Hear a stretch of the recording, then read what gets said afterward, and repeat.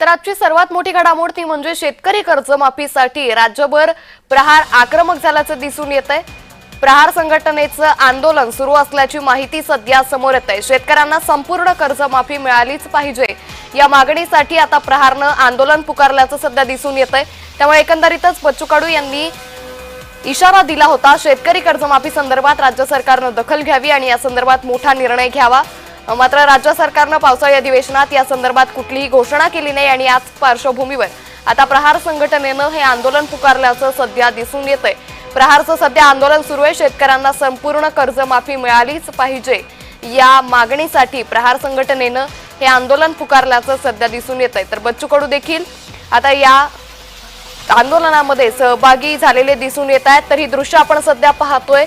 नागपूर अमरावती महामार्ग हा चक्काजाम आंदोलन इशारा देण्यात आलेला होता आणि आता हे आंदोलन सुरू झालंय। या ठिकाणी टायर जाळून राज्य सरकारचा निषेध देखील करण्यात येतोय। त्यामुळे एकंदरीतच या आंदोलनाने आता तीव्र रूप घेतल्याचं दिसून येतंय। शेतकऱ्यांना संपूर्ण कर्जमाफी मिळालीच पाहिजे, शेतकऱ्यांच्या कर्जमाफी संदर्भात प्रहार आक्रमक झाल्याचं दिसून येतंय। तर बच्चू कडू देखील या आंदोलनात सहभागी झाले। नागपूर अमरावती महामार्गावरती हे आंदोलन आता सुरू करण्यात आलंय। तर ही दृश्य आपण सध्या पाहतोय। प्रहारचे अध्यक्ष तर प्रहार संघटनेनं हे आंदोलन पुकारल्याचं सध्या दिसून येतंय।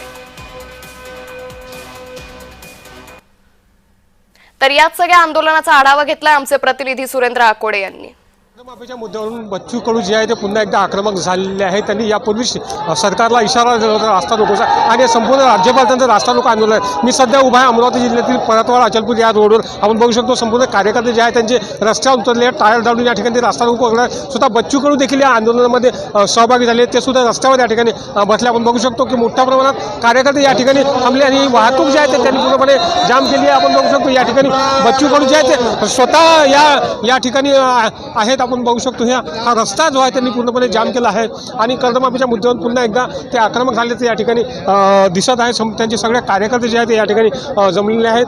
पुन्हा सरकारला धारेवर धरत बच्चू कडू हे आंदोलन उतरलेले आहेत आणि या ठिकाणीच नव्हे तर संपूर्ण राज्यभर त्यांचे आंदोलन जे आहे ते सुरू आहे। संपूर्ण राज्यभर त्यांचे रास्ता रोको आंदोलन या ठिकाणी अशा प्रकारे सुरू आहे। चक्काजाम त्यांनी या ठिकाणी केलं।